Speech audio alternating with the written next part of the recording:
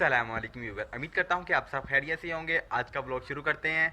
जैसा कि आपको पता है कि हमारे पास बहुत ज़्यादा जानवर हैं और उनमें से एक जानवर था जिसका नाम हमने मीनू रखा था। जिस एक छोटे जानवर का नाम हमने मीनू रखा था उसकी डेथ हो चुकी है और मैं आपको वो बताता हूँ कि वो कैसे हुई है और क्या मसला हुआ है उसके साथ। तो आइए आज का ब्लॉग शुरू करते हैं। आपको हमारे हाथे के अंदर जानवर नजर आ रहे हैं और ये दो भैंसें थी जिन्होंने बच्चे दिए थे। एक ये वाली भैंस थी और दूसरी ये वाली भैंस थी। जो ये वाली भैंस है इसने 14 अगस्त को बच्चा दिया था और जो ये वाली भैंस है इसने 15 अगस्त को दिया था। तो उस वक्त मैंने ब्लॉग भी बनाए थे। 14 अगस्त को भी मैंने ब्लॉग बनाया था जब एक भैंस ने बच्चा दिया था, और जब 15 अगस्त को दूसरी भैंस ने बच्चा दिया था तब भी मैंने ब्लॉग बनाया था।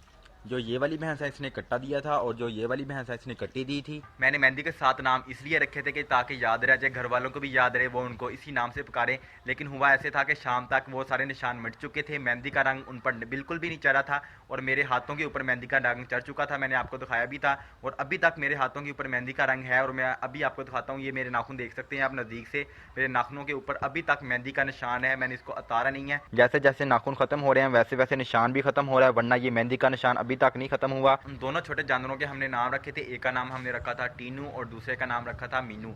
जो कट्टा था उसका नाम हमने टीनू रखा था और जो कट्टी थी उसका नाम मीनू रखा था। फाइनली इसका नाम भी लिख लिया है, बहुत मुश्किल से लिखवाया है। इसका नाम रखा है हमने मीनू और पिछले का नाम रखा है हमने टीनू। नाम रखने के बाद मैंने कम कम ही उनको ब्लॉग में लेकर आया था। जब वो चारा खाते थे तब भी दिखाता था कि देखें उन्होंने चारा खाना शुरू कर दिया है। और अब जब से मैंने ब्लॉग स्टार्ट किए थे तो फिर मैं आपको दिखाई जा रहा था कि ये देखें ये जानवर हमारा अदास खड़ा हुआ है, ये जानवर हमारा बीमार है, ये अदास है। मैं बस यही कहता था कि ये जानवर अदास है, मैं ये नहीं बताता था कि ये बीमार हो चुका है। और जो छोटे हैं टीनू मीनू हमारे, वो देखें कितने अदास खड़े हैं। ये देखें ये कितना अदास खड़ा हुआ है, ये देखें आप इसको। ये वाला तो सुकून के साथ बैठा हुआ है, लेकिन ये देखें कितना अदास खड़ा हुआ है। तो अब मैं मेन रीज़न बताता हूँ कि उसके साथ हुआ क्या है और टीनू कौन सा है, और वो भी मैं आपको दिखाता हूँ। आइए, छोटे जानवरों में से ये लास्ट वाला है, इसका नाम हमने रखा था टीनू।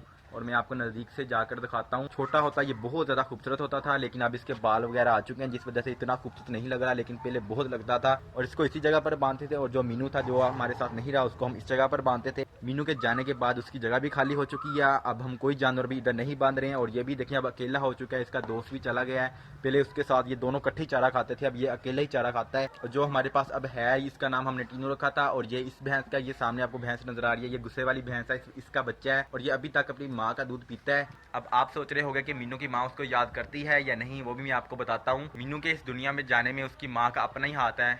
मेरा कहना तो नहीं बनता, लेकिन मैं आपको बता देता हूँ कि हुआ क्या है। 15 दिन पहले ऐसे हुआ था कि उसकी माँ उसको दूध नहीं पीने देती थी। जब भी वो अपनी माँ के पास जाता था दूध पीने, तो उसकी माँ चक्कर लगाना शुरू हो जाती थी, उसको दूध पीने ही नहीं देती थी। मेन रीजन उसकी यही बनी है कि वो अपनी माँ का दूध नहीं पी रहा था, जिस वजह से उसकी डेथ हुई है। बहुत बीमार रहने लग पड़ा था। मैं आपको ब्लॉग में दिखाता था कि ये देखें ये दास करा हुआ, ये खाना नहीं खा रहा।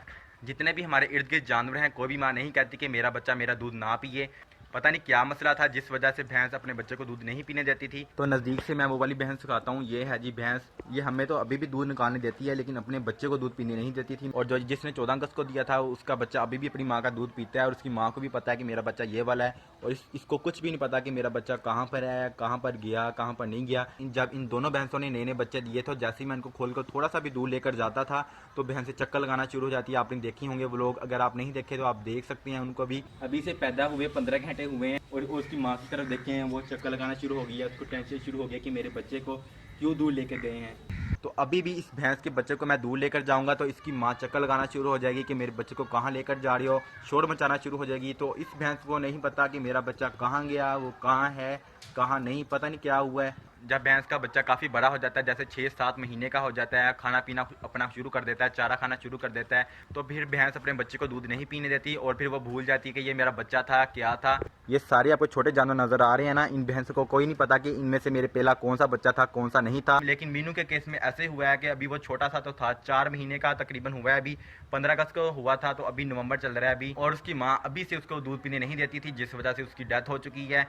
हमारे पास जितने भी जानवर हैं, जब हमें पता चल जाता है कि उनकी बस आखिरी सांसें चल रही हैं, अब वो कुछ देर के लिए हैं, तो फिर हम उनका क्या करते हैं वो मैं आपको अभी बताता हूँ। जितने भी हमारे पास जानवर होते हैं उनमें से कोई बीमार होता है, सबसे पहले हम उसका इलाज कराते हैं, देसी तरीके से भी इलाज करते हैं। अगर उससे नहीं होता तो फिर डॉक्टर की मदद से भी करते हैं उसका इलाज, पूरी कोशिश करते हैं कि उस जानवर को हम बचा लें। अगर वो नहीं बचता और हमें भी पता चल जाता है कि उसके पास थोड़ी सी सांसें हैं, जब हम कुर्बानी का जानवर करते हैं उसकी तकबीर सबसे पहले फेरते हैं, फिर ऐसे ही करते हैं कि उसकी आखिरी सांसों में हम उसके गले में छुरी चला देते हैं, उसकी तकबीर कर देते हैं। तो अभी तक मैं यही सोची जा रहा हूँ कि ऐसा कैसे हो सकता है कि एक माँ अपने बच्चे को बिल्कुल ही भूल जाए कि मेरा बच्चा कौन सा था कौन सा नहीं।